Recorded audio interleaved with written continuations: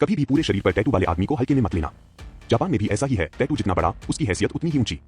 ये लड़का जिसके पूरे बदन पर टैटू है जापान का सबसे युवा गैंगस्टर है। बस 19 साल का है, लेकिन पहले ही अपने इलाके का बादशाह बन चुका है। पुलिस भी इसे छूने से डरती है। इसका नाम है विक्रम। 1 साल पहले तक विक्रम एक बेकार सफेद बालों वाला लड़का था। उसके बाप का भी गैंग से कनेक्शन था। कहानी शुरू होते ही उसके बाप की तस्वीर दीवार पर टंगी दिखती है। एक दिन विक्रम और उसके दोस्त सड़क पर घूम रहे होते हैं, तभी उसे कोई ड्रग्स की डील करता दिखाई देता है। विक्रम ड्रग्स खरीदने का नाटक करता है और बिना किसी चेतावनी के उस आदमी को पीटना शुरू कर देता है। विक्रम असल में उसका पैसा लूटना चाहता था। पैसे मिलने के बाद वे लोग खाने की प्लानिंग करते हैं। तभी उसका एक दोस्त ड्रग्स का एक पैकेट उठा लेता है। विक्रम उसे छीनकर समुद्र में फेंक देता है। पैसा ले सकते हो लेकिन ड्रग्स नहीं। फिर वे एक जाने माने रेस्टोरेंट में पहुंचते हैं। कुछ देर बाद एक गैंग लीडर राजन वहां आता है। दोनों गुट आमने सामने बैठते हैं। अचानक बाहर से कुछ लोग आते हैं, वे राजन को मारने आए हैं। विक्रम बिल्कुल नहीं घबराता। जैसे ही एक हमलावर राजन पर वार करने वाला होता है, विक्रम एक कड़ाही उठाकर उसकी खोपड़ी फोड़ देता है। राजन हैरान रह जाता है। विक्रम कड़ाही फेंक देता है और कहता है, मैं भी तो किसी का यकीन करता हूं। अगले ही दिन एक दूसरा गैंगस्टर मोहन विक्रम के सामने आता है।